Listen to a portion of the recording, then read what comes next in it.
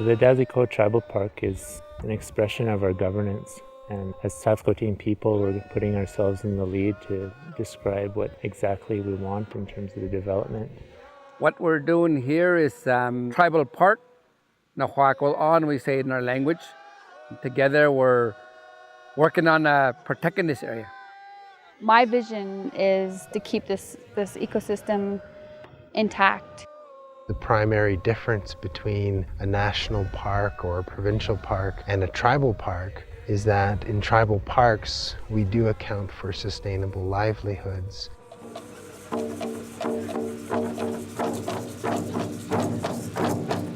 Our first and foremost duty is to protect our lands, the waters, the wildlife, our wild plants, our way of life that is so connected to Mother Earth and our future generations.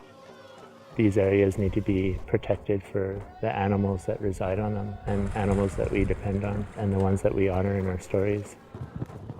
But now, because of the governments and the industry, we have to set boundaries, such as the tribal park here, and set guidelines and policy on paper in their process so that they can all see it in black and white.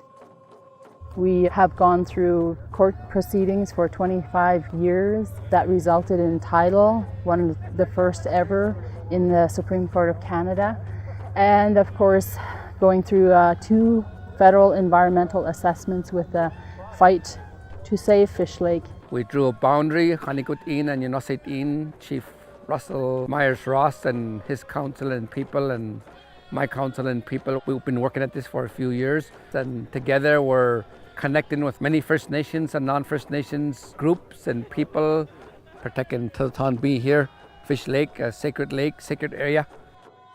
In our future and our next steps negotiating with the Crown is we want to present an alternative vision where we don't have to go through conflicts like we have in the past. We want a different way of doing things. We're looking at a sustainable economic development that's sensitive to our culture, to our environment.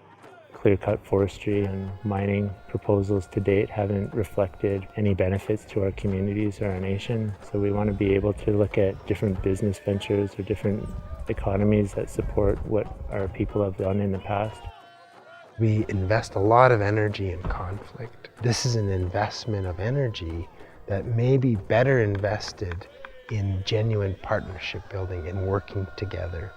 We need to protect this for the future generations. We are Tsilhqot'in people. We stand proud and we will fight forever for Mother Earth, for our waters, for all people around the world. And that's what all of our Indigenous duties and responsibilities are.